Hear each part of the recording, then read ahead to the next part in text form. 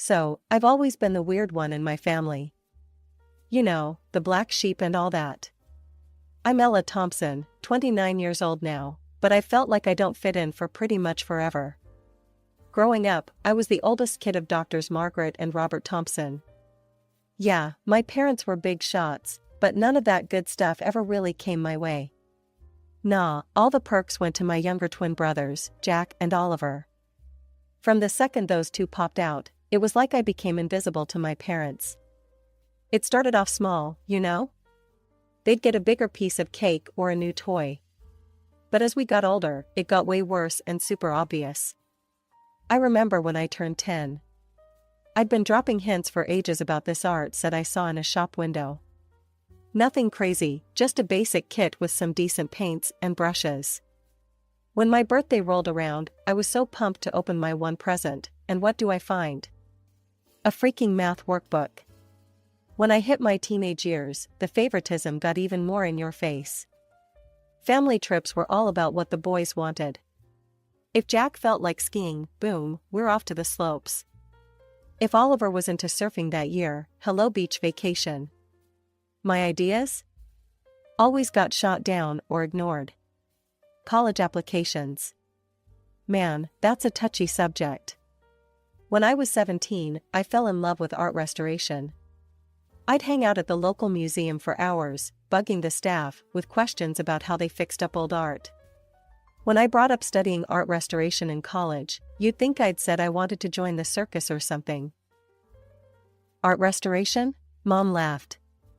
Ella, get real. That's not a proper job. Yeah, Ella, Jack butted in with this smug look. Why don't you do something useful, like become a doctor? I'll never forget how proud my parents looked when Jack said that. It was a look I'd never seen them give me. Even though they didn't have my back, I was determined to make it happen. When college acceptance letters started showing up, I was over the moon to find out I'd scored a scholarship to study art restoration. I remember running into the kitchen, waving the letter around like a crazy person. Mom, Dad, I got a scholarship. Mom barely looked up from her medical journal. That's nice, honey. Did you hear the boys got perfect scores on their sats? The day I left for college was so different from when the twins would leave 2 years later.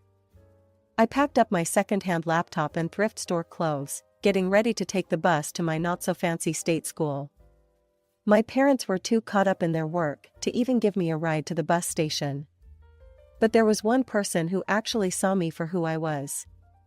My grandma, Elizabeth. She showed up that day, and right before I was about to leave, she pulled me aside. Ella, sweetie, she said, pushing a small envelope into my hand. I'm so proud of you. Don't ever forget that. Inside the envelope was a check, not enough to change my whole life, but enough to make things a bit easier. But more than the money, it was the fact that she actually noticed me that meant everything. So, college was kind of a mixed bag for me. On one hand, I was finally free from always being compared to Jack and Oliver. I could really dive into my studies without feeling like I was in some weird competition for attention. But on the other hand, money was tight. Like, really tight. While I was barely getting by on my scholarship and working part-time jobs, I'd hear about all the fancy stuff my brothers were up to through family calls and social media. Fancy frat parties, spring break trips to crazy places, internships at big-shot hospitals, all paid for by our parents, of course. Time went by, and I threw myself into my studies like crazy. Art restoration became more than just what I wanted to do for a job, it was my escape, my happy place. There was something really satisfying about bringing beauty back to old, forgotten pieces, about showing the hidden potential under layers of neglect and damage. In my last year, I scored an internship at this small but respected museum. It wasn't fancy work, mostly cleaning and organizing stuff, but it was a way in. I was over the moon. When I called home to share the news, my mother's response was exactly what I expected, lukewarm at best. Oh, that's nice, dear, she said, sounding distracted. Did you hear about Jack's research paper? It's being published in a major medical journal. I held back a sigh. That's great, Mom. Listen, I was thinking of coming home for a weekend soon. Maybe we could. Oh, I'm not sure that's a good idea, she cut me off quick. Your father and I are going to be really busy. We're helping the boys with their research papers. You understand, right? As I hung up the phone, I felt that familiar mix of anger and hurt building up in my chest. But this time, there was something else too. A little spark of defiance, of determination. I looked around my tiny dorm room, at the art books piled up on my desk, at the half-finished restoration project taking up most of my floor.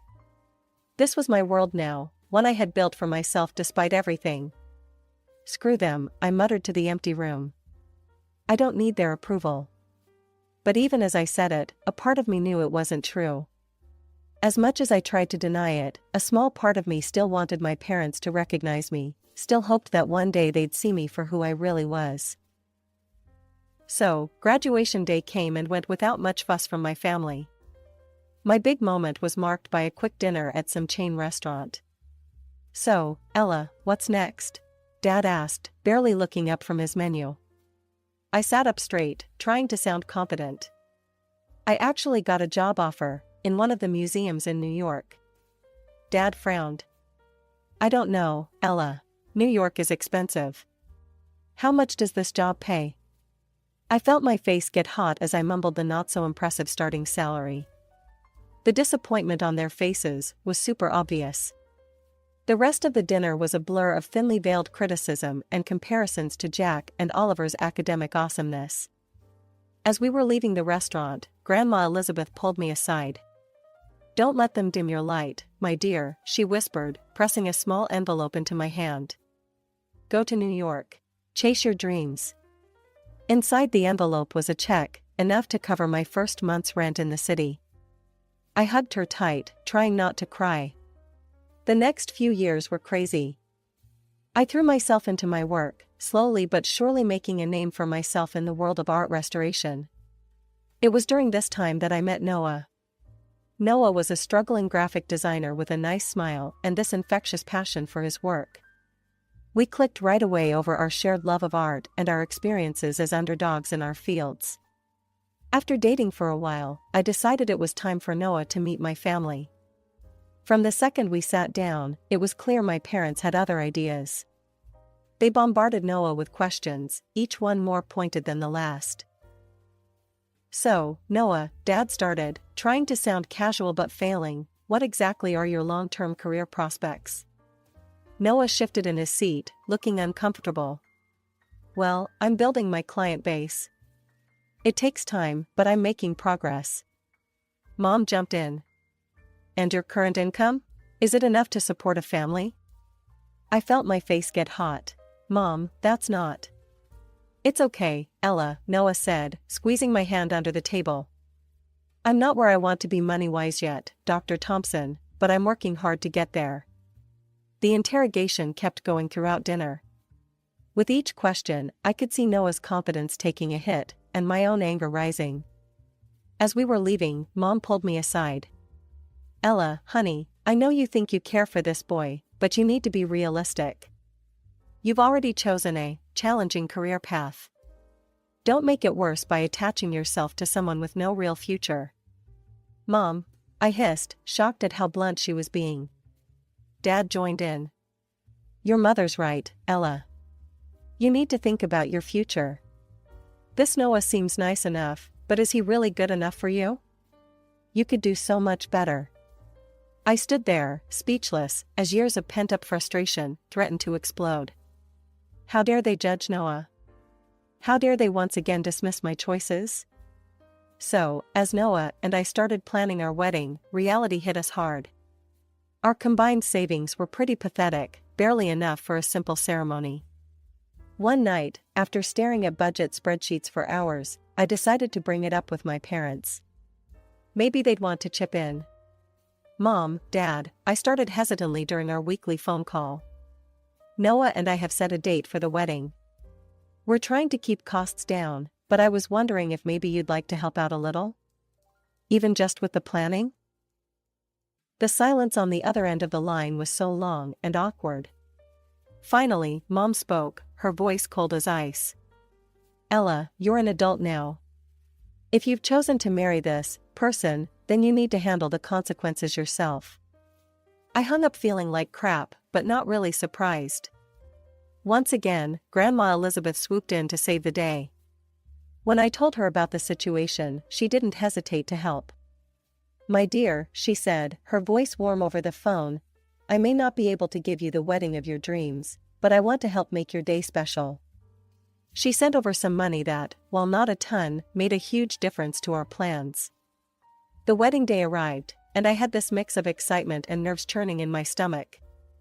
The community center we'd rented was simple, but looked nice, decorated with wildflowers and twinkly lights. Our small group of friends had pitched in, helping with everything from the decorations to the homemade cake. As I walked down the makeshift aisle, Noah's face lit up with a smile that made all the struggle worth it. For a moment, I forgot about everything else, the money stress, my family being jerks, and just soaked in the love radiating from his eyes. The bubble burst as soon as I caught sight of my family. Mom and Dad sat stiffly in the front row, looking bored and disgusted. I overheard Mom muttering to Dad about the tacky decorations and cheap food. Jack and Oliver were even worse, snickering in the corner and constantly on their phones. I tried to ignore them, focusing instead on our vows and the supportive faces of our friends. It wasn't until the next day that I realized just how cruel they could be. I woke up to a ton of notifications on my phone. Jack and Oliver had gone on social media, posting a bunch of unflattering photos from the wedding. Congrats to our big sis on her special day, read one caption under a blurry photo of Noah and me cutting our homemade cake. Nothing says true love like a dollar store wedding. Another post showed a picture of the buffet table next to a photo of a fancy meal from some high-end restaurant. Ella's wedding versus our average Tuesday lunch. Guess which one's which? The comments section was a war zone. Some relatives were shocked at the brothers' behavior. This is completely unacceptable. You should be ashamed of yourselves, wrote Aunt Sarah. But others seemed to think it was funny. Savage but true. That wedding looked like a homeless convention, commented our cousin Tim. I felt sick reading through the comments. But what really broke my heart was seeing my parents' responses. Instead of telling their sons off, they were actually encouraging them. Mom had commented, "Boys will be boys. It's just a bit of harmless fun." I didn't call them and demand an apology. I just decided to forget about them for a while. So, 6 months after our wedding, it was time for the annual Thompson family reunion. Even though I was worried about it, Noah thought I should go, hoping it might be a chance to clear the air. Man, were we wrong. The tension was so thick you could cut it with a knife. I managed to keep it together for the first hour, making polite conversation and avoiding my immediate family as much as I could. But then I overheard Jack bragging about his latest fancy vacation, paid for by our parents, of course. Something inside me just snapped. "Must be nice," I said, loud enough for everyone to hear. "To have mommy and daddy bankroll your entire life." The room went dead quiet. Jack stared at me, his mouth hanging open. "What's that supposed to mean?" "You know exactly what it means," I shot back, years of pent-up frustration finally boiling over. "You and Oliver have been handed everything on a silver platter, while I've had to fight for every scrap of recognition or support." Mom stepped forward, her face red with anger. "Now, Ella, you're being ridiculous. We've always treated you children equally." I let out a bitter laugh. "Equally? Are you kidding me? Let's talk about equal, shall we?" I started counting off on my fingers. Private school tuition for the boys, public school for me. Brand new cars for their 16th birthdays, nothing for mine. And let's not forget the crowning achievement, $300,000 for their Ivy League medical educations, while I had to scrape by on scholarships and loans.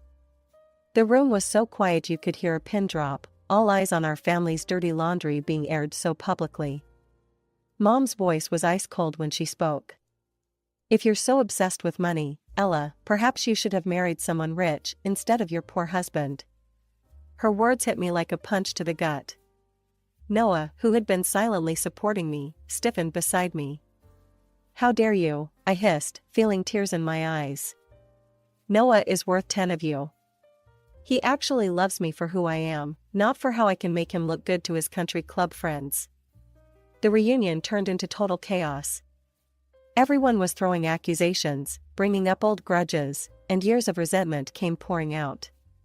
In the middle of all the shouting, a strong voice cut through the noise. "Enough." Everyone turned to see Grandma Elizabeth standing up, her usually kind face looking stern and angry. "I have watched this family tear itself apart for years, and I won't stand for it anymore," she declared. "Margaret, Robert, your treatment of Ella has been shameful. And you boys," she turned to Jack and Oliver, "your cruelty towards your sister is unforgivable." For a moment, the room was silent.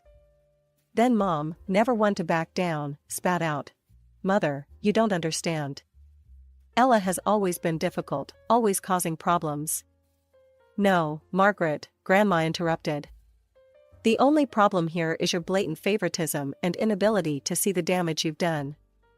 I looked around the room, at the shocked faces of my relatives, at my grandmother's resolute stance, at my parents' anger, and my brother's smug expressions.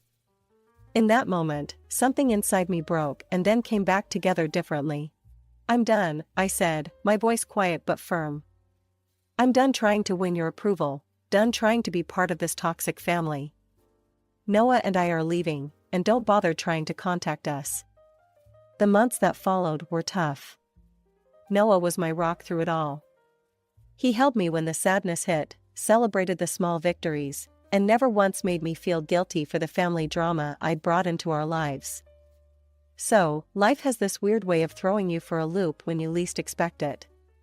It all kicked off with a phone call.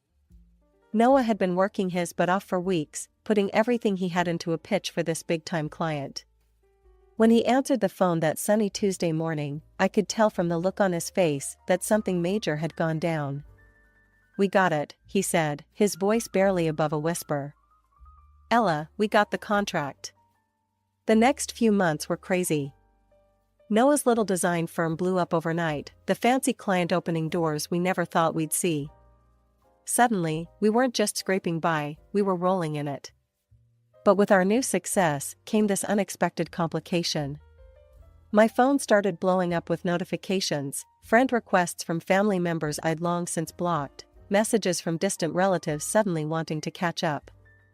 And then, the call I'd been dreading. "Ella, sweetheart." My mother's voice, sickly sweet, came through the line. "We've heard the wonderful news about Noah's business. We always knew you two would make it." The bullshit kept coming. My father got on the line, talking about how proud they were, how they'd always believed in us. I listened in stunned silence, getting angrier with each lie. "We'd love to see you," Mom chirped. "Maybe we could all have dinner, celebrate your success as a family?" That snapped me out of it. "As a family?" I repeated, my voice hard. "We haven't been a family for a long time, and that's not going to change just because our bank account has." I stuck to my guns. When my parents showed up at our door out of the blue, I didn't let them in. When they sent fancy gifts, I sent them right back unopened. Instead, Noah and I focused on building the life we'd always wanted. We worked hard, saved smart, and eventually found ourselves signing the papers for a beautiful apartment right in the middle of the city. Excited to share our happiness, I posted a photo on social media. It was a simple shot, Noah and I, keys in hand, standing in front of our new home. Next to it was a picture from our most recent visit with Grandma Elizabeth, her proud smile beaming at the camera. "New beginnings and old love," I captioned it. Grateful for those who've been there through it all. New home, family. As I hit post, I felt like a weight had been lifted off my shoulders. This was my family now, Noah, Grandma Elizabeth, and the friends who had stood by us through thick and thin. We had built this life for ourselves, despite the odds, despite all the people who said we couldn't do it. The soft evening light was coming through the windows of our new apartment as I was busy in the kitchen, getting dinner ready for Noah and Grandma Elizabeth. It was our first real family dinner in our new place, and I wanted everything to be just right. The sudden, aggressive pounding on the front door shattered that peace in an instant. "Ella, open up. We know you're in there." My blood ran cold. I'd know those voices anywhere, Jack and Oliver. Before I could even react, the door burst open. My brothers stormed in, their faces twisted with anger.